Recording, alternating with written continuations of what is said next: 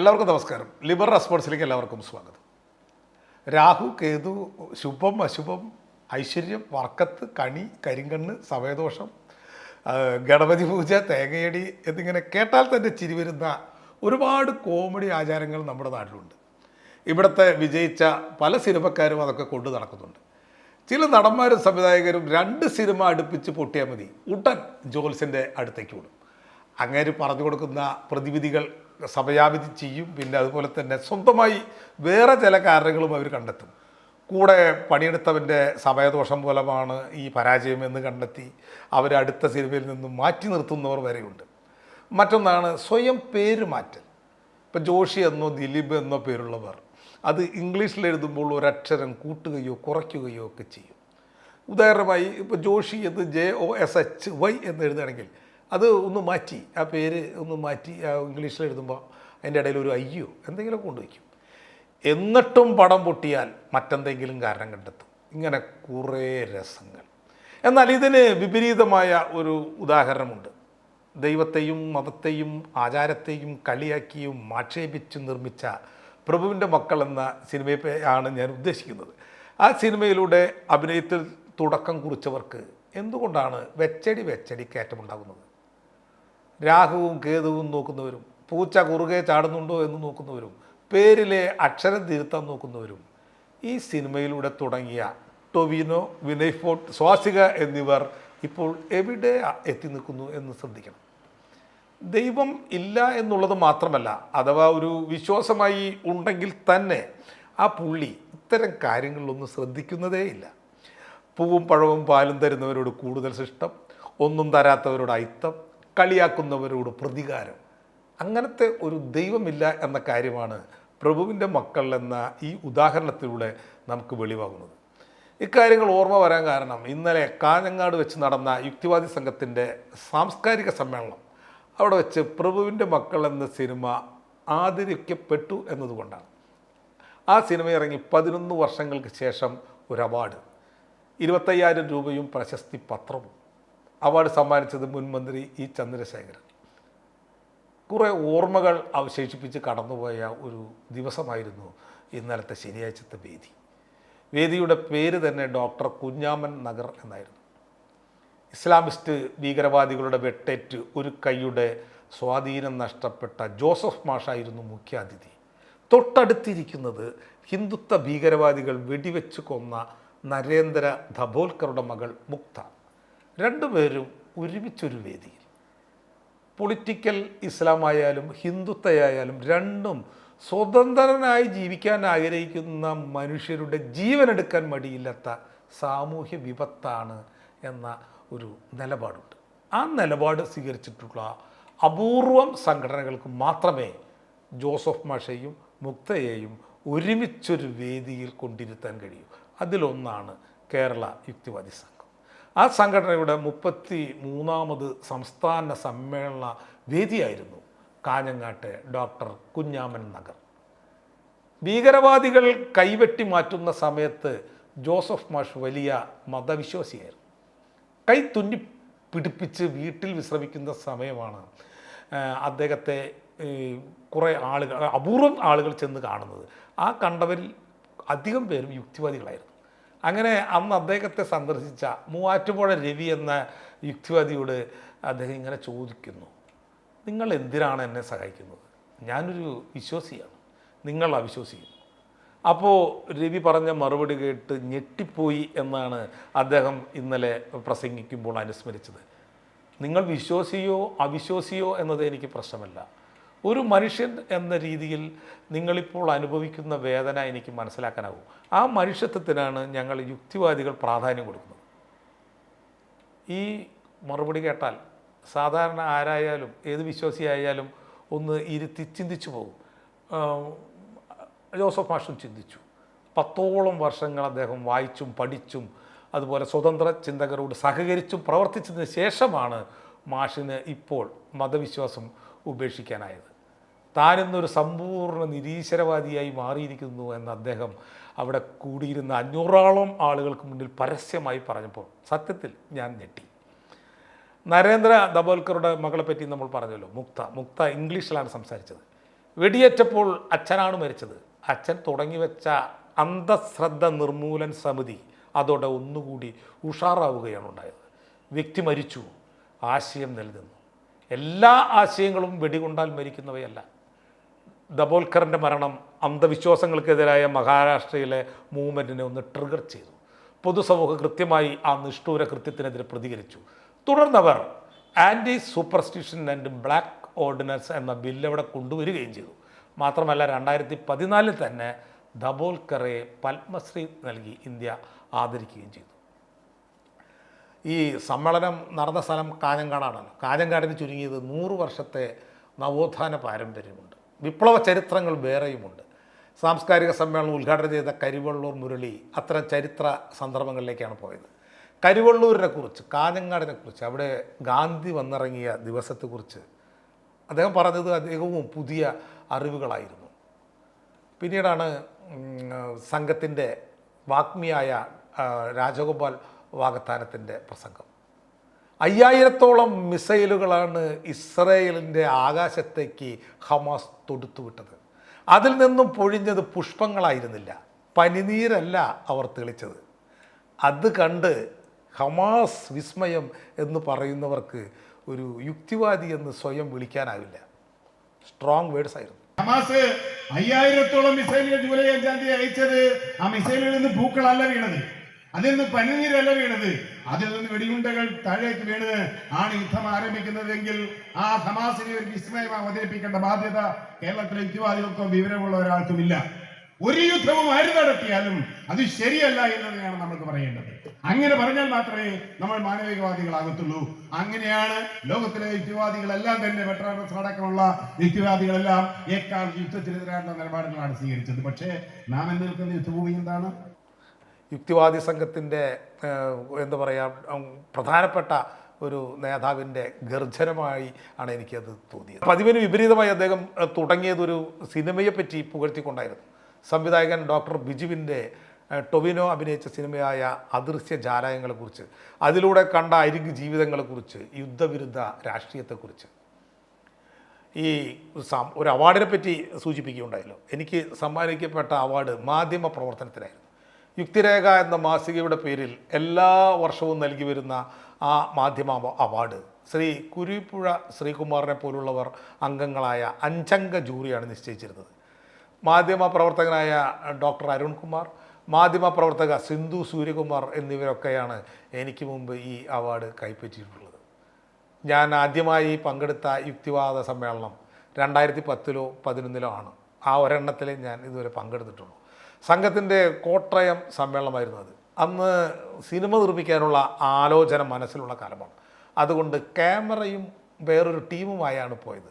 സിനിമയുടെ രചനയുമായി ബന്ധപ്പെട്ട ആവശ്യത്തിന് കുറേ കാര്യങ്ങൾ അറിയണമെന്നുണ്ടായിരുന്നു. കാരണം എനിക്ക് യുക്തിവാദ സംഘടനയുടെ സെറ്റപ്പ് കൃത്യമായി അറിയാമായിരുന്നില്ല. വളരെ കുറച്ച് ആളുകളെ മാത്രമേ അവിടെ പരിചയമുള്ളൂ. അറിയുന്ന ഒരാൾ കലാനാഥൻ, അത് കലാനാഥൻ മാഷ്. ഇപ്പോൾ ഈ യുക്തിവാദ സംഘ സമ്മേളനത്തിൽ, അതായത് ഇന്നലെ കഴിഞ്ഞ സമ്മേളനത്തിൽ നമുക്ക് ഏറ്റവും മിസ്സായി എന്ന് തോന്നിയതും കലാനാഥൻ മാഷാണ്. വാർദ്ധക്യ സഹജമായ അസുഖങ്ങൾ മൂലം അദ്ദേഹത്തിന് സമ്മേളനത്തിന് വരാൻ കഴിഞ്ഞില്ല എന്നാണ് ഞാൻ മനസ്സിലാക്കുന്നത്. അത്രയ്ക്കും പ്രായമായി കഴിഞ്ഞിരിക്കുന്നു. 74 വയസ്സുള്ള സമയത്ത് പോലും വെള്ള ഷർട്ടും എടുത്തിട്ട് ഒപ്പം നടക്കാൻ ഒരു മടിയുമില്ലാത്ത മനുഷ്യനായിരുന്നു. അദ്ദേഹമാണ് മറ്റുള്ള യുക്തിവാദികളെ പറ്റിയൊക്കെ നമുക്ക് മനസ്സിലാക്കി തരുന്നത്. നിരീശ്വരവാദം പ്രചരിപ്പിക്കാനാണ് ഞാൻ ഈ സിനിമ എടുക്കുന്നത് എന്ന് കേട്ടപ്പോൾ തന്നെ മാഷ് വെള്ള ഷർട്ടും എടുത്ത് കൂടെ വന്നു. തമിഴ്നാട്ടിൽ പോയി വീരമണിയെ കണ്ടു. സാക്ഷാൽ പെരിയാറിനൊപ്പം പ്രവർത്തിച്ച അതേ വീരമണി. സത്യരാജനെ കണ്ടു, ഈ ബാഹുബലിയിലെ കട്ടപ്പ. മാഷാണ് മജീഷ്യൻ പിന്നെ ഗോപിനാഥിനെ ബന്ധപ്പെടുത്തി തരുന്നത്, ഗംഗൻ അഴിക്കോടിനെ ബന്ധപ്പെടുത്തി തരുന്നത്, അനിൽകുമാർ, അഡ്വക്കേറ്റ് അനിൽകുമാറിനെ, നരേന്ദ്ര നായികൻ, അങ്ങനെ ഒരുപാട് പേര്. കാറൊക്കെ പുറത്ത് കെട്ടി വലിക്കുന്ന കൊടുങ്ങല്ലൂരിലെ സുനിൽ, മജീഷ്യൻ ഷഫാസ്, മജീഷ്യൻ രാജീവ് മേമുണ്ട, തിരുവനന്തപുരത്തുള്ള മുഹമ്മദ് ഖാൻ, പിന്നെ ഭാരതീയ യുക്തിവാദി സംഘത്തിൻ്റെ ശ്രീനി പട്ടത്താനം, എറണാകുളത്ത് ഗോപൻ, തൃശ്ശൂരിൽ ശക്തിധരൻ, കോഴിക്കോട് സയൻസ് ട്രസ്റ്റിലെ സജിത് ബായ്, സിദ്ദിഖ് തൊടുപുഴ, വിനീതം പുളിഞ്ചേരി, അങ്ങനെ ഒരുപാട് പേർ. സിനിമയിലൊരു സീൻ ചിത്രീകരിക്കാൻ കുറേ ആളുകൾ, അതായത് സദസ്സിൽ കുറേ ആളുകൾ വന്ന് ഇരിക്കണമായിരുന്നു. അപ്പോൾ KYSൻ്റെ ആളുകളാണ് സ്വന്തം പണം ചിലവാക്കി അന്ന് സദസ്സിൽ വന്നിരുന്നത് എന്ന കാര്യം ഞാൻ ഓർക്കുകയാണ്. അതുപോലെ പടം റിലീസായ ദിവസം എറണാകുളത്ത് ഗോപൻ, ബാദ്ഷാ, ബൻശ്രീ അവരെ പോലുള്ള സുഹൃത്തുക്കൾ അതൊരു വലിയ ആഘോഷമാക്കി മാറ്റുകയാണ് ഉണ്ടായത്. സിനിമയുടെ സാമ്പത്തിക വിജയം ഒരു ലക്ഷ്യമായിരുന്നില്ല എന്നതിനാൽ ആ വഴിക്ക് കണക്കെടുക്കുന്നതിൽ ഒരർത്ഥവുമില്ല. എന്നാൽ യുക്തിവാദത്തിൻ്റെ നഷ്ടപ്പെട്ട വിസിബിലിറ്റി തിരിച്ചു പിടിക്കാൻ ആ ഒരു ചെറിയ സംഭാവനയായി പ്രഭുവിൻ്റെ മക്കൾ എന്ന സിനിമ മാറുകയായിരുന്നു. യുക്തിവാദത്തിൻ്റെ വിസിബിലിറ്റി തിരിച്ചു പിടിക്കുക എന്ന് പറയുമ്പോൾ ഉദ്ദേശിക്കുന്നത് 70കളിലും 80കളിലും ഉണ്ടായിരുന്ന ആ വിസിബിലിറ്റി പറ്റിയാണ്. യുക്തിവാദവുമായി ബന്ധപ്പെട്ട പ്രവർത്തനങ്ങൾ വാർത്തകളിൽ നിറഞ്ഞു നിൽക്കുന്ന ഒരു കാലത്തെപ്പറ്റി, അതായത് ഇട്ടമറുക്, കോവൂർ എന്നിവരെ പറ്റിയൊക്കെ പത്രങ്ങളിലും പ്രിൻറ്റ് മീഡിയകളിലും വാർത്തകൾ അച്ചടിച്ച് വന്നിരുന്ന കാലം. അന്ന് ചായപ്പീടികയിലൊക്കെ ആളുകൾ അവരെപ്പറ്റി സംസാരിക്കുമായിരുന്നു. അന്ന് ജനങ്ങൾക്ക് നിരീശ്വരവാദികളെ കേൾക്കാൻ ഒരു കൗതുകം ഉണ്ടായിരുന്നു. 90കളിലാണ് ആ കൗതുകം ക്രമേണ ഇല്ലാതാകുന്നത്. ഒരു 10-15 കൊല്ലത്തേക്ക് മാധ്യമങ്ങൾ യുക്തിവാദത്തെ കൈയൊഴിഞ്ഞു എന്ന് തന്നെ പറയാം. അതിൻ്റെ അർത്ഥമാണ്, മറ്റൊരു വാക്കാണ് വിസിബിലിറ്റി പോവുക എന്നുള്ളത്. ഈ പ്രക്രിയ നടന്നതിൻ്റെ പ്രധാന കാരണക്കാരൻ ടെലിവിഷനാണ്, ടെലിവിഷൻ്റെ വരവാണ്. 90കളിൽ ടെലിവിഷൻ ശക്തിപ്പെട്ടു. ദൂരദർശനിൽ കൂടുതൽ മലയാളം പരിപാടികൾ വന്നു, ഏഷ്യാനെറ്റ് ചാനൽ വന്നു, സൂര്യ വന്നു, കൈരളി വന്നു. അവർ ആളുകളെ ആകർഷിക്കാൻ പറ്റുന്ന പരിപാടികൾ തിരഞ്ഞെടുത്തു. TV രംഗത്ത് വരുന്നത് വരെ ആളുകൾക്ക് വിനോദം തിയേറ്ററിൽ പോയി സിനിമ കാണുന്നതും പൂരപ്പറമ്പിലെ പ്രോഗ്രാമുകളായിരുന്നു. നമുക്കറിയാം, മിമിക്രി, കഥാപ്രസംഗം. പത്രത്തിനും പ്രസിദ്ധീകരണങ്ങൾക്കും അതുപോലെ വലിയ സ്വാധീനമായിരുന്നു. ഈ പൂരപ്പറമ്പിൽ നിന്നും പത്രത്തിൻ്റെ സ്വാധീനത്തിൽ നിന്നും പൈങ്കിളി നോവലുകളിൽ നിന്നും ആളുകളെ TV-യുടെ മുന്നിലേക്ക് കൊണ്ടുവരാൻ ടെലിവിഷൻ സകല അടവുകളും പയറ്റി. അതിൽ പ്രധാനപ്പെട്ടതായിരുന്നു ഭക്തി, രാമായണം, മഹാഭാരതം പോലുള്ള സീരിയലുകൾ. അപ്പോൾ പത്രങ്ങൾക്കും അതേ നാണയത്തിൽ തിരിച്ചടിക്കേണ്ടി വന്നു. അവരും മതത്തെയും ഭക്തിയെയും പ്രധാന ചേരുവകളാക്കി. 1-ാം പേജിലും 2-ാം പേജിലും മാത്രമല്ല, ചരമ പേജിൽ വരെ പൂരവും പെരുന്നാളും നിറഞ്ഞു. അപ്പോൾ നിരീശ്വരവാദത്തിന് കൊടുക്കാൻ ഒരു കോളം പോലും ബാക്കിയില്ലാതായി. മാധ്യമങ്ങളിൽ നിന്ന് നിരീശ്വരവാദം ഒഴിഞ്ഞു പോകാനുള്ള പ്രധാന കാരണം ഇതാണ്. നിരീശ്വരവാദത്തിന് വിസിബിലിറ്റി നഷ്ടപ്പെട്ടതോടെ ഭക്തിവാദത്തിന് ബദൽ ഇല്ലെന്ന തോന്നലുണ്ടായി. അങ്ങനെ ഒരു 10-15 വർഷം കടന്നുപോയി. ഈ സമയത്താണ് ഇൻ്റർനെറ്റിൻ്റെ പെനിട്രേഷൻ ഉണ്ടാകുന്നത്. ഫേസ്ബുക്കിൻ്റെ വരവ്, യൂട്യൂബിൻ്റെ വരവ്, സാമൂഹ്യ മാധ്യമ രംഗം ശക്തിപ്പെടുകയായിരുന്നു. ആദ്യം മാധ്യമങ്ങളിൽ അങ്ങനെ ആർക്കും വിലക്കൊന്നുമില്ല, സർവതന്ത്ര സ്വതന്ത്രം. അതിലൂടെയാണ് മുഖ്യധാര കൈയൊഴിഞ്ഞ യുക്തിവാദം വലിയൊരു ഡിസ്കോഴ്സായി കേരളത്തിൽ മാറുന്നത്. നിരീശ്വരവാദികൾ ഓൺലൈൻ ശരിക്കും ഉപയോഗിക്കാൻ തുടങ്ങി. ഗൾഫിലിരുന്നു കൊണ്ടൊരു നാസർ കുന്നുംപുറത്ത് ഫ്രീ തിങ്കേഴ്സ് സ്വതന്ത്ര ചിന്തകർ എന്നൊരു ഫേസ്ബുക്ക് ഗ്രൂപ്പ് ഉണ്ടാക്കി. അത് പുള്ളിയുടെ ഫേക്ക് ഐഡിയ ആയിരുന്നു. ശരിക്കും പേര് ഹാരിസ് അറബി. തുടർന്ന് ഫ്രീ തിങ്കേഴ്സ് ഗ്രൂപ്പ് പോലുള്ള നിരവധി ഗ്രൂപ്പുകൾ നമ്മുടെ നാട്ടിലുണ്ടായി. യുക്തിവാദികളുടെ പ്രസംഗങ്ങൾ പ്രക്ഷേപണം ചെയ്യുന്ന യൂട്യൂബ് ചാനലുകൾ. അങ്ങനെ പടിപടിയായി നിരീശ്വരവാദം വിസിബിലിറ്റി വീണ്ടെടുത്തു. ആ ഒരു കാലത്ത് തന്നെയാണ് പ്രഭുവിൻ്റെ മക്കൾ എന്ന സിനിമയും എത്തിയത്. നിരീശ്വരവാദം വിസിബിലിറ്റി തിരിച്ചു പിടിച്ചു എന്നതുകൊണ്ട് ആളുകൾ കൂടുതൽ നിരീശ്വരവാദികളായി തീർന്നു എന്നൊന്നും അർത്ഥമില്ല. ഇത്രയ്ക്കധികം വിശ്വാസികൾ ഉള്ളിടത്ത് ജനിതക പിഴവ് മൂലമായിട്ടെങ്കിലും കുറച്ച് യുക്തിവാദികൾ ജനിക്കണമല്ലോ, അത്രയ്ക്കേ ഉദ്ദേശിച്ചുള്ളൂ. അങ്ങനെ ഒരു ബാലൻസ് ഇല്ലാത്ത ഒരു സമൂഹമാണെങ്കിൽ അത് എത്ര ബോറായിരിക്കുമെന്ന് ചിന്തിച്ചിട്ടുണ്ടോ? കുറേ പേർ എന്തോ കിട്ടുമെന്ന് മോഹിച്ച് നിലത്ത് കിടന്നുരുളുന്നു. കുറേ പേർ എന്തോ കിട്ടുമെന്ന് മോഹിച്ച് നെറ്റിയിൽ തഴമ്പുണ്ടാക്കുന്നു. കുറേ പേർ എന്തോ കിട്ടുമെന്ന് മോഹിച്ച് മുട്ടിൽ തഴമ്പുണ്ടാകും. ഇതൊക്കെ കാണുമ്പോൾ പറഞ്ഞു ചിരിക്കാൻ ആരെങ്കിലും കൂടെ വേണ്ടേ? അതിനുള്ള അത്രയ്ക്ക് നിരീശ്വരവാദികളെങ്കിലും നമ്മുടെ നാട്ടിൽ വേണം. അതാണ് അതിൻ്റെ ഒരു ബാലൻസ്, അതാണ് അതിൻ്റെ ഒരു ബഹുസ്വരത. അതിനു വേണ്ടിയുള്ള പ്രവർത്തനങ്ങളാണ് ഇവിടെ നിരീശ്വരവാദികൾ നടത്തുന്നത്. അല്ലാതെ ഈ നാട്ടുകാരെ മുഴുവൻ യുക്തിവാദികളാക്കി കളയാമെന്ന ഒരു അവകാശവാദവും ഇവിടുത്തെ നിരീശ്വരവാദികൾക്കില്ല. എന്തുകൊണ്ടെന്നാൽ വിശ്വാസം എങ്ങനെയാണ് വർക്ക് ചെയ്യുന്നതെന്നും വിജയിക്കുന്നതെന്നും കൃത്യമായും മനസ്സിലാക്കിയിട്ടുള്ള ആളുകളാണ് യുക്തിവാദികൾ. നിരീശ്വരവാദികൾ സയൻസിൻ്റെ ചിന്താരീതി പിന്തുടരാൻ ശ്രമിക്കുന്നവർ മാത്രമാണ്. തെളിവുകൾ അവർ അന്വേഷിക്കുന്നു. അതിനായി അവരുടെ മസ്തിഷ്കം കൂടുതൽ ഊർജം ചെലവഴിക്കുന്നു. ഇതാണ് വിശ്വാസിയുമായുള്ള അവിശ്വാസിയുടെ സുപ്രധാന വ്യത്യാസം.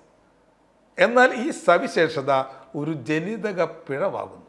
ശരിക്കും ഒരു ആവറേജ് മനുഷ്യൻ്റെ മസ്തിഷ്കം അങ്ങനെ വെറുതെ ഊർജം ചെലവാക്കില്ല. ഒരു വിഷയത്തിന് പിറകിലെ തെളിവുകൾക്ക് പിറകെ പോകുന്നത് അധികം ഊർജം ആവശ്യമുള്ള പ്രക്രിയയാണ്. ഏറ്റവും കുറഞ്ഞ ഊർജം മാത്രം ചെലവഴിച്ച് അതിജീവിക്കുക, അങ്ങനത്തെ ഒരു സെലക്ഷനാണ് മൊത്തത്തിൽ പ്രകൃതിയിൽ കാണുന്നത്. സോ തെളിവ് രഹിത സങ്കല്പങ്ങൾ മനുഷ്യർ ഇഷ്ടപ്പെടുന്നു. അതിനാൽ വിശ്വാസികളാൽ സമൂഹം തിങ്ങി നിറഞ്ഞിരിക്കുന്നു. ഒരു വർഷം 25,000 രൂപ ചിലവാക്കി ഹെൽത്ത് ഇൻഷുറൻസ് എടുത്താൽ നിങ്ങളുടെ 4 അംഗ കുടുംബത്തിനെ അതൊരു വർഷം സംരക്ഷിക്കുമെന്ന് ദരിദ്രനായാലും ഒരു നിരീശ്വരവാദി യുക്തിപൂർവ്വം ചിന്തിക്കും. എന്നാൽ ദരിദ്രനായ ഒരു വിശ്വാസി വർഷം 50,000 രൂപ ചിലവാക്കി ശബരിമലയ്ക്ക് പോകുന്നു, അല്ലെങ്കിൽ വേളാങ്കണ്ണിക്ക് പോകുന്നു. ദൈവം അദ്ദേഹത്തിൻ്റെ കുടുംബത്തെ സംരക്ഷിക്കുമെന്ന് അയാൾ സങ്കല്പിക്കുന്നു. എന്നിട്ട് അസുഖം വരുമ്പോൾ നാട്ടിൽ നിന്നും പിരിവെടുക്കുന്നു, അല്ലെങ്കിൽ കടം വാങ്ങുന്നു. രോഗി രക്ഷപ്പെട്ടാൽ ദൈവത്തെ വാഴ്ത്തുന്നു, രോഗി മരിച്ചാൽ നല്ലവരെ ദൈവം നേരത്തെ വിളിക്കും എന്ന് ആശ്വസിക്കുന്നു. സങ്കല്പങ്ങൾക്ക് യുക്തിയേക്കാൾ സുഖമുണ്ട് എന്ന് മാത്രമേ ഇതിൽ നിന്നും നമ്മൾ മനസ്സിലാക്കേണ്ടതുള്ളൂ. സയൻസ് കേൾക്കുന്നതിനേക്കാൾ സുഖമാണ് സിനിമാ വിശേഷങ്ങൾ കേൾക്കുന്നത്. റിയാലിറ്റിയേക്കാൾ ശക്തമാണ് ഇമേജിൻഡ് റിയാലിറ്റി. മനുഷ്യർ കഥകൾ ഇഷ്ടപ്പെടുന്നു, സങ്കല്പങ്ങളിൽ അഭിരമിക്കുന്നു. കഥകളിലുള്ള വിശ്വാസം തീവ്രമായാൽ അവർ തമ്മിൽ തല്ലി ദുരിതം വർദ്ധിപ്പിക്കുന്നു. മനുഷ്യ പ്രകൃതമാകുന്നു അത്. ഇതിൻ്റെ ഇടയിലൂടെയാണ് ദുരിതം ഇല്ലാതാക്കാനുള്ള പ്രവർത്തനങ്ങൾ യുക്തിയുള്ള മനുഷ്യർ നടത്തുന്നത്. ആ ശ്രമങ്ങൾ വിജയിക്കുന്നുണ്ട് എന്നത് വളരെ സന്തോഷകരമായ വാർത്തയാണ്. ദുരിതം കുറയുന്നതോടെ കഥകളിലുള്ള വിശ്വാസങ്ങളും നോർമലായി വരുന്നതായി ലോകത്തിലെ ചില രാജ്യങ്ങൾ തെളിയിക്കുന്നുണ്ട്. അവിടെ ദുരിതങ്ങളെക്കാൾ ഹാപ്പിനെസ്സാണ് കൂടുതൽ. ഹാപ്പിനെസ് ഇൻഡെക്സിൽ അത്തരം രാജ്യങ്ങൾ മുമ്പിൽ നിൽക്കുന്നു. മനുഷ്യർക്ക് കഥകളിലുള്ള തീവ്ര വിശ്വാസത്തെ നിരീശ്വരവാദം കൊണ്ട് മാത്രമായി ഇല്ലാതാക്കാനൊന്നും പറ്റില്ല. പക്ഷേ ദുരിത നിവാരണത്തിനായി സയൻസ് ചെയ്യുന്ന പണികളോടൊപ്പം അതിന് ചേർന്ന് പോകാൻ പറ്റും. സയൻസിൻ്റെ ടൂൾ തെളിവാണ്. അത് തന്നെയാണ് നിരീശ്വരവാദിയുടെയും ടൂൾ, എവിഡൻസ്. ഒരാൾ ഒരു തള്ളി മറച്ചാൽ എന്തുകൊണ്ടാണ്, എങ്ങനെയാണ്, എന്താ അതിൻ്റെ തെളിവ് എന്ന് ചോദിക്കുന്നത് ഒരു മോശം കാര്യമൊന്നുമല്ല. അങ്ങനെ നീണ്ട് നിവർന്നു നിന്ന് ചോദിക്കാനായി 90 വർഷം മുമ്പ് ശ്രീ സഹോദരൻ അയ്യപ്പൻ കോയിൻ ചെയ്തെടുത്ത വാക്കാണ് യുക്തിവാദി. അതിനായി പതിറ്റാണ്ടുകൾക്ക് മുമ്പുണ്ടായ പ്ലാറ്റ്ഫോമാണ് കേരള യുക്തിവാദി സംഘം. 90 വർഷം മുമ്പ് കോയിൻ ചെയ്തെടുത്ത യുക്തിവാദി എന്ന മലയാള വാക്ക് ഇന്നും മലയാളികളുടെ വ്യവഹാരങ്ങളിൽ ഉണ്ടെങ്കിൽ അതിന് നാം പ്രധാനമായും നന്ദി പറയേണ്ടത് കേരള യുക്തിവാദി സംഘത്തോടാണ്. വിമർശനങ്ങൾ ഇല്ലെന്നല്ല, പക്ഷെ സംഘത്തോട് യോജിപ്പാണ് കൂടുതൽ എന്നതുകൊണ്ട്. നന്ദി, നമസ്കാരം.